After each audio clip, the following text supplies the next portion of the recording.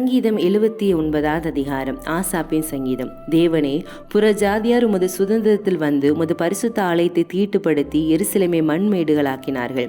உமது ஊழியக்காரரின் பிரேதங்களை ஆகாயத்து பறவைகளுக்கும் உமது பரிசுத்தவான்களின் மாம்சத்தை பூமியின் மிருகங்களுக்கும் இரையாக கொடுத்தார்கள். எருசலேமை சுற்றிலும் அவர்களுடைய இரத்தத்தை தண்ணீரைப் போல சிந்தினார்கள். அவர்களை அடக்கம் பண்ணுவாரும் இல்லை. எங்கள் அயலாருக்கு நிந்தையும் எங்கள் சுற்றுப்புறத்தாருக்கு பரியாசமும் சங்கந்தமும் ஆனோம். எதுவரைக்கும் கர்த்தாவே, நீர் என்றென்றைக்கும் கோபமாயிருப்பீரோ? உம்முடைய எரிச்சல் அக்கினியை போல எரியுமோ? உம்மை அறியாத ஜாதிகள் மேலும் உமது நாமத்தை தொழுது கொள்ளாத ராஜாக்கள் மேலும் உம்முடைய உக்கிரத்தை ஊற்றிவிடும். அவர்கள் யாக்கோபை பற்றித்து அவர்கள் குடியிருப்பை பாழாக்கினார்களே. பூர்வ காலத்து அக்கிரமங்களை எங்களுக்கு விரோதமாய் நினையாதையும் உம்முடைய இரக்கங்கள் சீக்கிரமாய் எங்களுக்கு நேரிடுவதாக. நாங்கள் மிகவும் தாழ்த்தப்பட்டு போனோம். எங்களை இரட்சிக்கும் தேவனே, நீர் உமது நாமத்தின் மகிமை நிமித்தம் எங்களுக்கு உதவி செய்து உமது நாமத்தின் நிமித்தம் எங்களை விடுவித்து எங்கள் பாவங்களை நிவர்த்தியாக்கும்.